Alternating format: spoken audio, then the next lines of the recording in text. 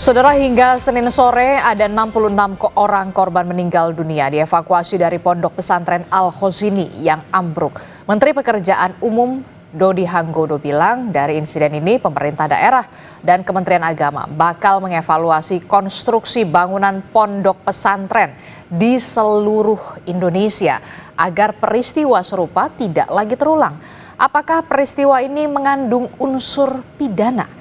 Lalu evaluasi seperti apa yang seharusnya dilakukan? Kita akan bahas soal ini bersama dengan narasumber. Sudah ada di studio Wakil Ketua Umum Majelis Ulama Indonesia, Pak Marsudi Syuhud. Selamat pagi, Assalamualaikum Kiai. Waalaikumsalam warahmatullahi wabarakatuh, selamat pagi. Terima kasih sudah hadir ke studio Orange Kompas TV, Pak Kiai. Dan juga melalui sambungan daring ada Kabar Reskrim periode 2009 hingga 2011 sudah ada Pak Ito Sumardi. Selamat pagi Pak Ito, Assalamualaikum.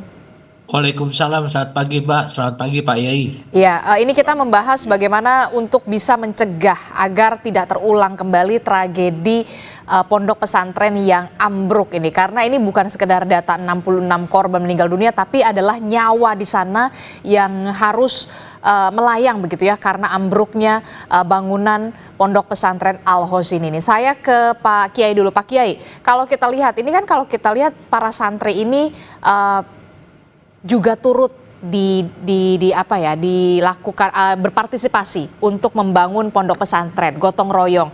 Tadi kita sempat ngobrol istilahnya roan ya Pak ya, Pak Kiai. Nah, ini Anda masuk yang setuju, memang betul ada gotong royong sampai sebegitunya atau seperti apa sebenarnya? Ya, kita pahamkan dulu apa itu roan.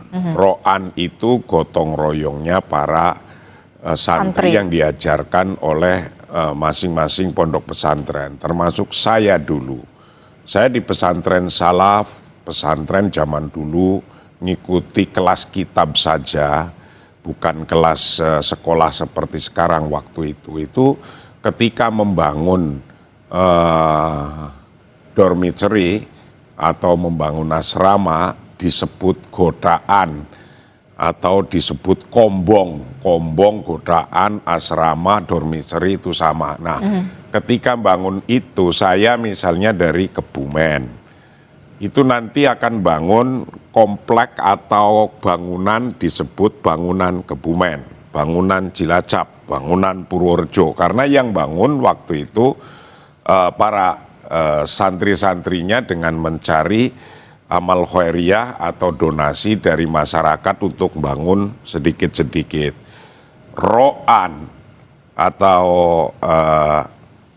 gotong royong itu saya dulu dari membuat batanya. Bata dibuat, dibakar, kemudian disusun menjadi bangunan. Nah, ketika membuat bangunan itu bukannya totalitas santri tadi itu terus bikin bangunan yang begitu langsung semuanya santri, tidak.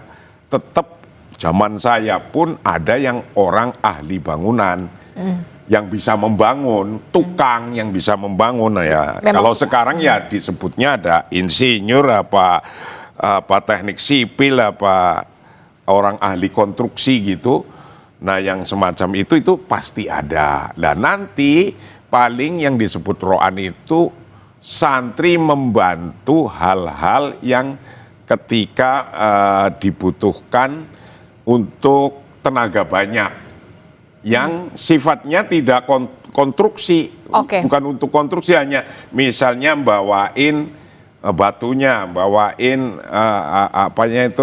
cor-corannya, materialnya, material itu hanya itu aja. Tapi tidak masuk ke dalam pekerjaan konstruksinya, begitu. Majornya pekerjaan major konstruksinya itu tidak begitu. Tapi yang terjadi di pondok pesantren yang kita lihat kemarin itu berarti masuk. Sampean tahu?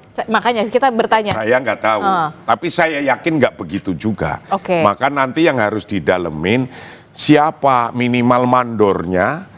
Kalau bahasa dulu gampangan nyebutnya orang yang ahli konstruksinya, ya ada yang manggil mandor, ada yang manggil itu. Nah, maksud saya itu yang dilihat, siapa ahli konstruksinya, siapa katakan sekarang insinyurnya, teknik sipilnya yang mengarahkan itu. Kontraktornya. Sehingga tahu ukuran besinya berapa, ukuran adukan semennya itu 1 banding berapa. Lah kalau dikurangi semennya mungkin saja karena nggak ngerti. Tapi saya yakin semuanya ada begitu. Zaman saya roan saja begitu, ada. Walaupun itu di kampung tetap manggil ahli bangunan yang biasa bangun di kampung itu. Oke, jadi keterlibatan partisipasi dari santri itu adalah keterlibatan gotong royong yang minor yang saja. sifatnya itu tidak totalitas semuanya, kemudian santri yang mengerjakan semua, enggak. Hanya mensupport ya. Support, konstruksinya tetap melibatkan ahli konstruksi, kontraktor, teknik misalnya di sipil. daerah itu waktu zaman saya kecil kan tahun 76, 80 itu ya mencari dulu orang yang biasa membangun bangunan besar di kampung situ, yang terkenal di situ. Baru santri itu membantu kerjanya apa. Gitu. Hanya support, membantu dan supporting, ya Oke. supporting.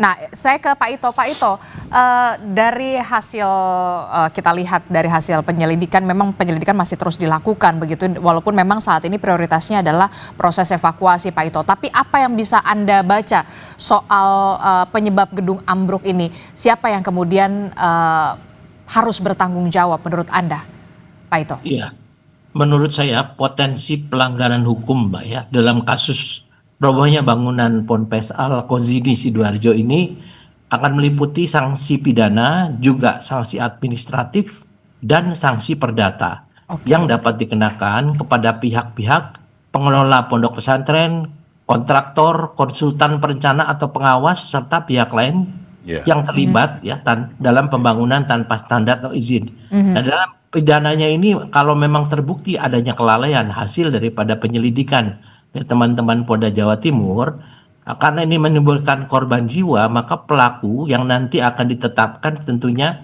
akan bisa dijerat dengan pasal pidana terkait dengan kelalaian, ya misalnya pasal 359 kelalaian mengakibatkan orang mati, atau Undang-Undang Nomor 28 tahun 2002 tentang bangunan gedung ya. Itu ada ancaman maksimal penjara 5 tahun dan denda 20% dari nilai bangunan. Kemudian sanksi administratif. Kan bangunan ini diduga tidak memiliki persetujuan bangunan gedung ya, atau IMB, ini pun melanggar regulasi ya. Dan kemudian juga perdata, keluarga korban dapat menggugat ganti rugi kepada pihak yang dianggap lalai dalam memenuhi kewajiban. Kemudian ada juga terhadap kontraktor pelaksana konstruksi, tadi sudah disampaikan Pak Yai ya. Kalau memang terbukti ada kesalahan teknis dalam pelaksanaan tidak sesuai standar, kemudian pengawasan, maka kontraktor itu dapat dikenakan pertanggung jawab secara profesional dan pidana ya. Demikian pula konsultan atau pengawas.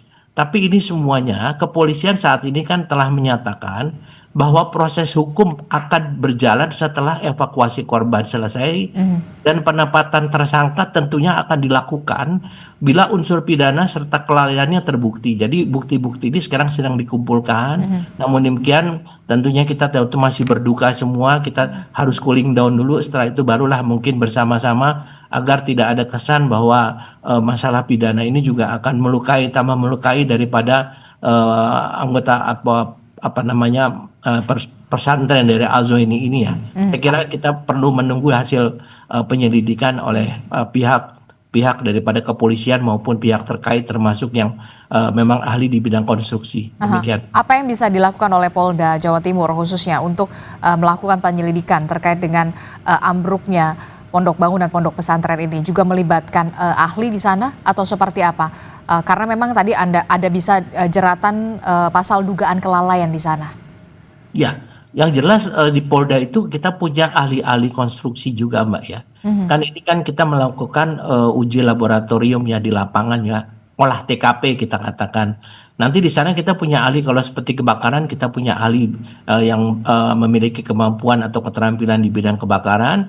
Nah, ini juga bangunan kita punya ahli-ahli di bangunan, karena kita juga punya namanya di kepolisian namanya Konbang ya, konstruksi dan bangunan. Nah, ahli-ahli ini akan menentukan apakah memang ada kelalaian yang disengaja atau tidak disengaja, atau memang tadi disebutkan Pak Yai ada satu kebijakan dari Ponpes ya untuk bisa melibatkan para santrinya. Nah, ini tentunya kan boleh dikatakan sesuatu yang bisa masuk ke dalam unsur kelalaian ya, kelalaian apalagi tanpa pengawasan. Ya, ini tentunya harus melalui satu penyelidikan yang cermat dan objektif ya, jangan sampai ada kesan bahwa kepolisian mengada-ada atau mencari-cari kesalahan. Saya kira ini satu hal yang kita harus menunggu setelah hasil evakuasi semuanya selesai, kemudian juga situasi sudah kondusif dan kepolisian akan bisa melakukan tugasnya untuk menegakkan hukum di sana sehingga semua pihak akan bisa mendapatkan keadilan dan kepastian hukum, termasuk keluarga korban. Demikian, Mbak. Oke, berarti ini kan kita fokus pada saat ini adalah proses evakuasi dulu begitu ya terhadap para korban yang masih tertimbun reruntuhan bangunan pondok pesantren. Tapi setelah ini baru kemudian polisi ambil peran di sana. Dari gambaran Anda, Pak Ito, siapa saja yang patut untuk diperiksa?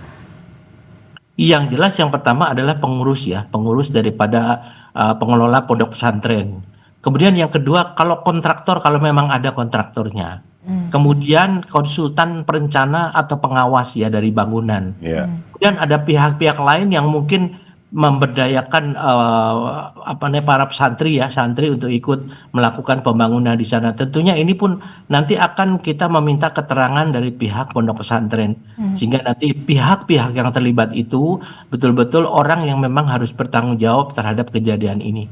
Demikian, Mbak. Oke, jadi pemilik pondok pesantren termasuk juga pengurus pondok pesantren adalah orang-orang yang patut juga untuk diperiksa, termasuk juga kontraktor kalau memang ada kontraktornya begitu ya, yang juga patut untuk diperiksa di sana. Saya ingin bertanya juga ke Pak Kiai. Pak Kiai, ini kan saya sempat melihat gitu ya di salah satu portal online, salah satu orang tua korban ini menolak santunan, ingin mendapatkan berkah.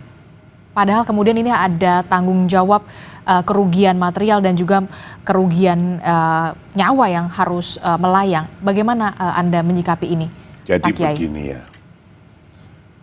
pesantren mengajarkan ilmu-ilmu agama. Betul. Yang ilmu-ilmu agama itu adalah untuk mengatur kehidupan. Misal, ketika kita ada musibah, itu ada kita memahami tentang sabar. Juga kita memahami tentang kodok kodar. Kita memahami ilmu tentang tawakal. Nah, jika orang mempunyai ini, apakah terus kemudian kita berserah diri totalitas buta kepada Allah? Apa begitu, pasrah begitu? Tidak juga. Karena di dalam ajaran agama kita itu ada mau melakukan, mau bangun, mau ngapain saja, mau mengadakan proyek apa saja, itu risk analysis atau risk management itu dikedepankan. Ini ajaran pesantren, karena di pesantren itu diajarkan darul mafasid muqaddam ala jalbil masolih, bahwa kita melakukan risk management agar jangan kita ada kecelakaan begini, menghitung dulu kalau mau bangun itu besinya ada ukuran berapa yang dibutuhkan, semennya berapa banding berapa, dan itu konsultan atau apa, maka nanti yang akan dikejarkan apa ada konsultannya apa tidak, apa ada ahli insinyurnya, kalau orang Betawi bilang tukang insinyurnya ada apa tidak. Nah, yang semacam ini nanti akan dilihat ini oleh beliau, oleh yang akan mengaudit ini. Nah, tapi dalam ajaran agama kita melakukan hal-hal sesuai dengan keilmuan yang zohir dulu, baru tawakal. Makanya Rasulullah ketika menyampaikan ada sahabat nih, sudah saya bawa onta, kita lepas saja tawakal karena Allah. Kalau nggak hilang, Allah memberi tidak hilang kan nggak hilang. Itu diperingatkan oleh Allah.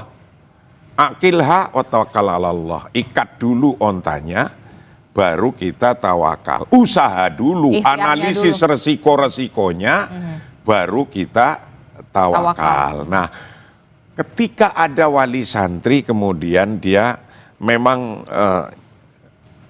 memahami ilmu sabar, memahami ilmu tawakal, memahami kodok dan kodar, yaitu sikap untuk kehidupannya. Karena kalau tidak memahami ini, nanti ketika ada musibah apapun nih, musibah itu tidak hanya ambruknya bangunan di pesantren ya, apapun. bisa ambruknya bangunan di luar pesantren, kan banyak juga, ada jembatan kemarin ambruk, ada gedung ambruk. Jadi musibah itu tidak hanya di pesantren, ambruknya bangunan juga tidak hanya di pesantren. Nah, ketika memahami tentang musibah begini, kalau tidak mempunyai ilmu sabar, ilmu tawakal, ilmu qada qadar, itu akan bisa menyalah-nyalahkan dirinya sendiri.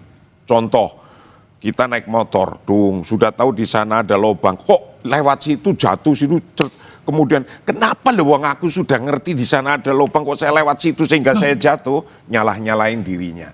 Atau bahkan nyalah-nyalahkan orang lain terus. Nah, agar ini semua bisa terkontrol dalam kehidupan secara psikologi, memang ada kita batasnya untuk usaha sekuat-kuatnya, tapi kemudian kita berserah diri. Kalau terhadap ada musibah, maka selain kita memperingatkan diri kita biar besok jangan sampai terjadi begitu, ya juga harus segera dikembalikan kepada Allah. Kalau tidak nyalah-nyalain diri sendiri dan nyalah-nyalain orang lain terus-menerus. Nah, positifnya bagi kita ini tetap waspada, tapi menyerahkan diri juga kepada Allah biar secara psikologi memang ketika Allah menciptakan makhluknya sudah dengan guidance book-nya. Seperti orang menciptakan produk handphone saja ada guidance book-nya kan. Nah, guidance book kita adalah ajaran agama itu sendiri.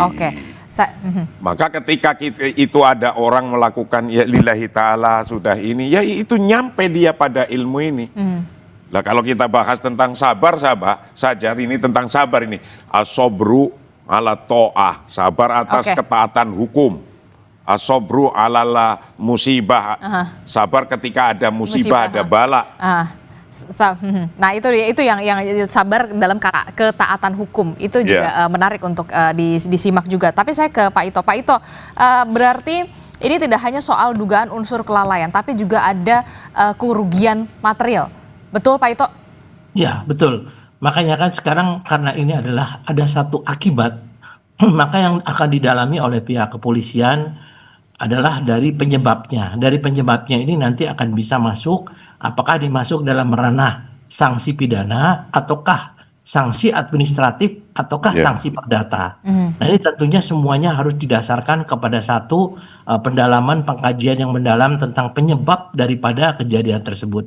Tadi betul yang disampaikan Pak Kiai, kita juga melihat daripada unsur agama tentunya kan kalau kami melihat daripada unsur hukum positif ya tentunya yang akan kita lakukan nanti, kita akan melakukan hal-hal pendalaman apakah di mana siapa yang terlibat untuk masalah unsur pidananya, siapa yang terlibat masalah untuk sanksi administratif ataupun perdata nanti. Saya kira itu yang mungkin akan menjadi pendalaman dari pihak kepolisian dan kita tentu akan selalu berkoordinasi dengan pihak pondok pesantren karena bagaimanapun juga pihak kepolisian kan harus memberikan pelayanan kepada masyarakat ya dalam penegakan hukum pun tentunya harus kita melihat daripada secara situasional, tidak melihat daripada satu kejadian yang merupakan kejahatan murni ya karena kalau saya lihat di sini adalah merupakan satu kelalaian. Tapi kemudian tanpa berniat untuk mendahului penyelidikan dan juga penyidikan begitu dalam kasus ini yang Anda lihat dari kacamata Anda, Pak Ito, harus ada yang bertanggung jawab dan harus ada tersangkanya. Ya pasti ya karena kan ini bisa kalau kita melihat daripada hukum positifnya ini kan pasal 359 sudah terpenuhi ya. Kemudian juga undang-undang tentang bangunan gedung nomor 28 tahun 2002 itu juga sama. Kemudian juga secara administratif kan bangunan ini kan tentunya membangun harus ada persetujuan IMB atau sekarang namanya PGB ya. yaitu diatur dalam Undang-Undang 28 2002 ya. Sanksinya juga bisa harus menghentikan aktivitas, denda administratif yang lainnya. Selain itu kan perdata tadi dikatakan PAI memang ada korban, keluarga korban yang menganggap ini sebagai musibah ya. Tapi mungkin ada juga tidak menutup kemungkinan dari keluarga korban yang akan menuntut secara perdata. Nah, ini tentunya harus diakomodasi Ya. oleh Tapi polisi begini, dan- ada atau tidaknya aduan, polisi tetap bisa menyelidiki ini ya? Oh iya Kasus pasti ya, hukumnya pasti. tetap harus berlanjut ya, Pak Ito? Iya, betul harus, Pak. Oke, ada atau tidak ada laporan dari keluarga wali santri yang menjadi korban. Lalu bagaimana kemudian bisa mencegah jangan sampai peristiwa ini terulang lagi, termasuk juga pengawasan dan juga pembinaan terhadap seluruh pondok pesantren di Indonesia harus dilakukan seperti apa? Tapi jangan dijawab dulu Pak Kiai dan juga Pak Ito, tetaplah bersama kami di Sapa Indonesia Pagi, kami akan segera kembali. Dan masih bersama kami dalam Sapa Indonesia Pagi, Saudara, kita masih membahas soal bagaimana kemudian agar mencegah peristiwa dari ambruknya bangunan pondok pesantren ini tidak terjadi lagi, karena memang update-nya bahwa sudah ada 66 korban meninggal dunia yang berhasil dievakuasi, dan sampai saat ini Saudara, tim SAR gabungan masih terus melakukan pencarian terhadap korban yang masih berada di balik reruntuhan bangunan pondok pesantren. Masih membahasnya bersama dengan Pak Kiai Marsudi Syuhud, kemudian juga ada Pak Ito Sumardi, begitu ya. Tadi juga sudah dikatakan ada atau tidaknya laporan, polisi tetap harus lanjut kasus ini ke ranah hukum ya, Pak Ito ya. Iya. Oke, saya ke Pak Kiai dulu. Pak Kiai, ini kan kita nggak ada yang mau lah kejadian ini terjadi lagi begitu ya. Tidak hanya di bangunan pondok pesantren, tapi di seluruh bangunan di Indonesia. Seharusnya memang ketika bangunan itu dikerjakan, konstruksi itu dibuat, itu dilakukan oleh ahlinya, ya kan, ahli bangunan, teknik sipil, kontraktor yang memang mengerti dan segala macam. Nah, kemudian Presiden Prabowo Subianto menginstruksikan kepada Menteri PU untuk mengevaluasi seluruh bangunan pondok pesantren di Indonesia, utamanya adalah untuk keselamatan. Ya, Bagaimana itu ini? usaha yang baik. Memang ya tidak hanya mestinya ketika baru ada kejadian. kemudian rame-rame kita akan itu. Dari konteks membangun apa saja itu sudah ada ketentuannya tadi yang disampaikan oleh beliau. Itulah yang mestinya diikuti sehingga resiko-resikonya menjadi kurang.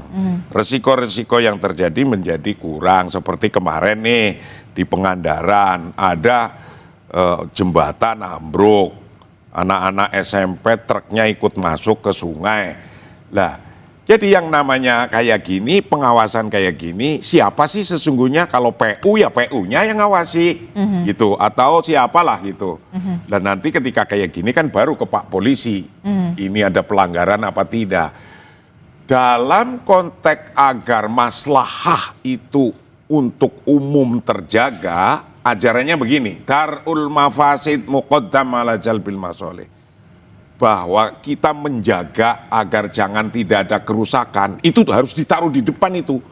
Maka konsultannya nanti diperiksa, ada enggak konsultannya, karena itu termasuk darul mafasid, insinyurnya, ahli konstruksinya, terus ada atau tidak? Iya, terus ketika nyampur itu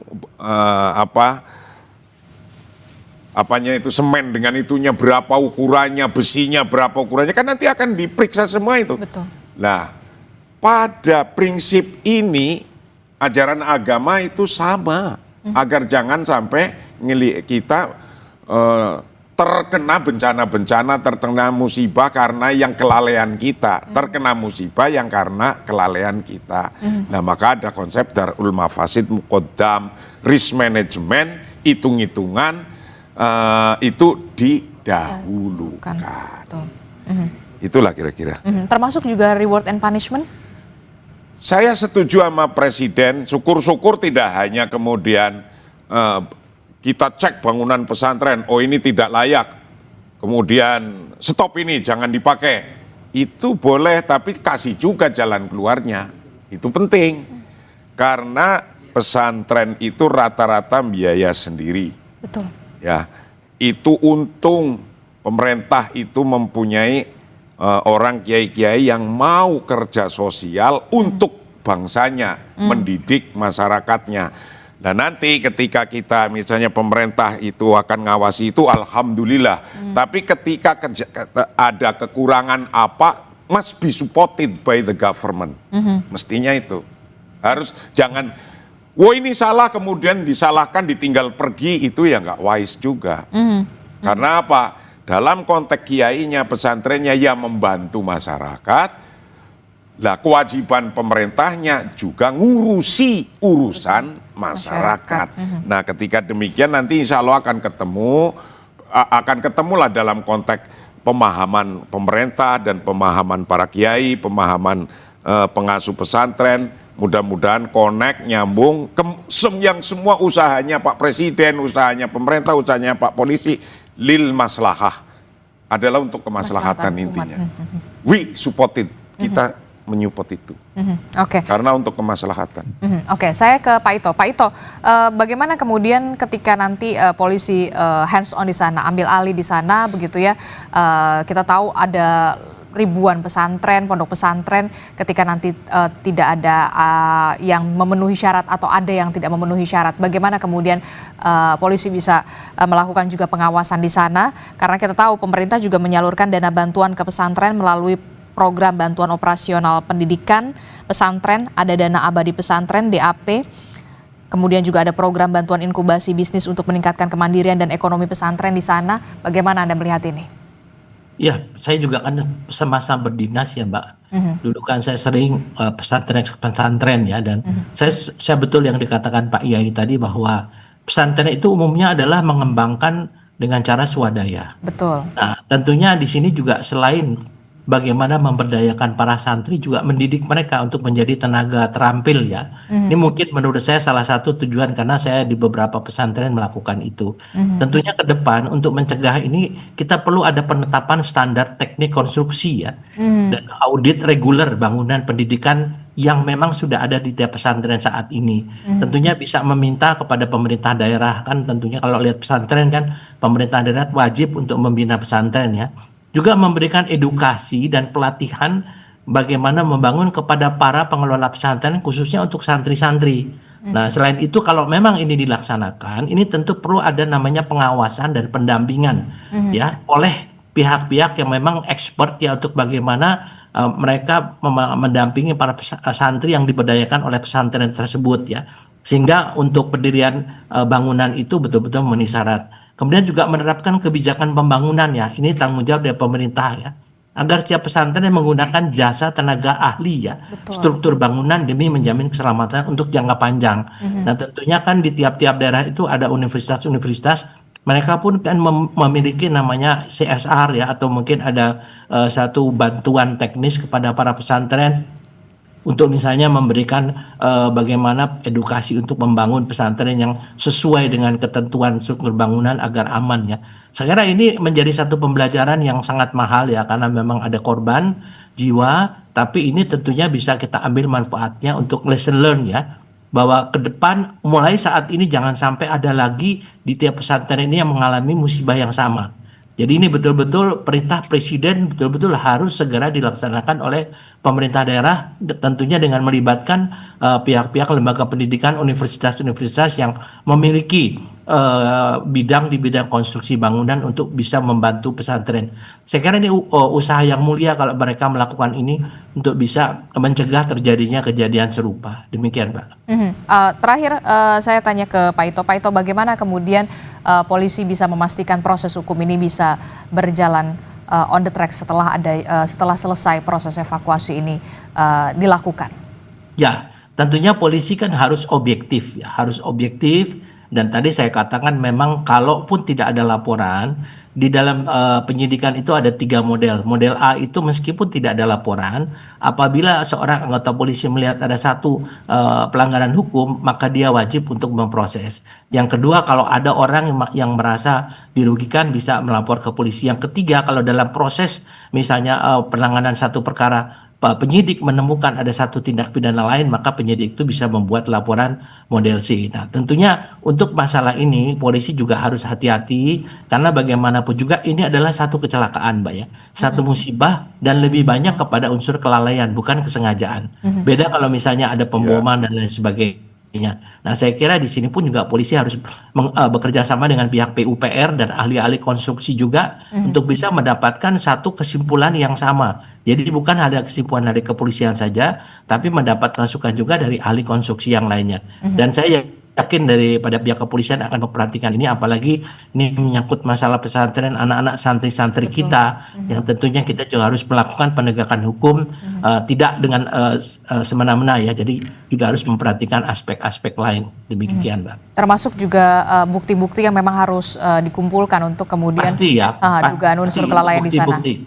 Ya, karena kan dari bukti itu akan bisa menentukan unsur pidana. Apakah ini bisa dinaikkan menjadi satu pidana, perkara pidana atau tidak. Dan sekarang kan masih dalam proses penyelidikan, Pak. Dan Anda melihat ini sudah cukup buktinya?